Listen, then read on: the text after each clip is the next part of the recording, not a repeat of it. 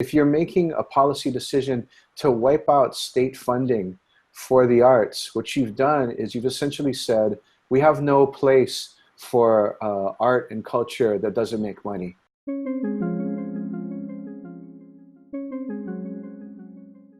I'm an author, the writer of a few books: Can't Stop, Won't Stop: A History of the Hip Hop Generation, Who We Be, A Cultural History of Race in Post-Civil Rights America, and my new book's called We Gon' Be Alright, Notes on Race and Resegregation. I have been working in the arts sector for a while now, coming from journalism before that, and I run the Institute for Diversity in the Arts at Stanford University. You know, in the past, we had a very strong sort of state arts policy. This was kind of established in the 60s through the National Endowment for the Arts.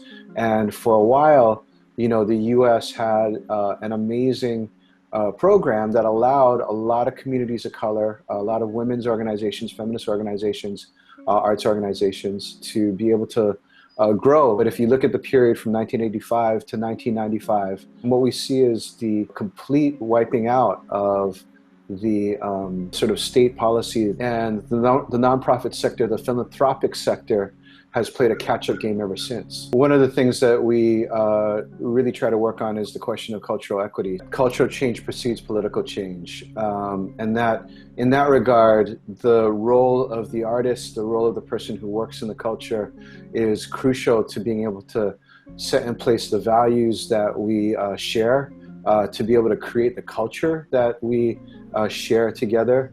And in that regard, it's important for it to be inclusive and open and equal. Let's take the example of Hamilton, which has become a sensation, right? It's become probably the most important Broadway play of the last half century. It's shifted the form a little bit, you know, it's opened it up to hip hop aesthetics. Hamilton didn't come from nowhere, you know.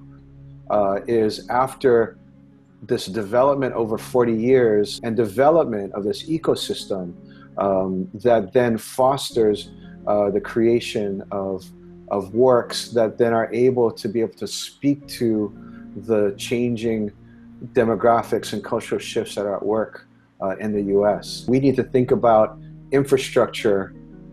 We need to think about investment in the same way in the arts that we think about it in society as a whole.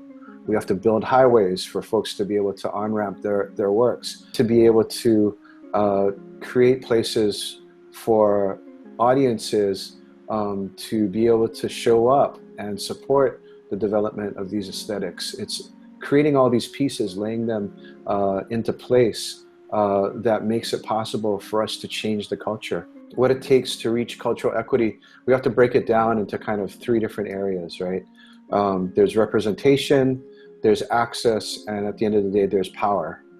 To think about what representation really means, not just in terms of stories and the faces, say, in front of the camera, but throughout the kinds of industries and sectors that are creating and producing and reproducing culture. We have to think about the larger question too of what are the kinds of bodies of knowledges and worldviews that are being advanced in that, right? So that's the question of access. All cultures, all worldviews, all knowledges are not treated equally. And so we need to be able to think about ways in which those worldviews, those stories, those narratives are given equal access to be able to reach between generations and to reach amongst different types of folks.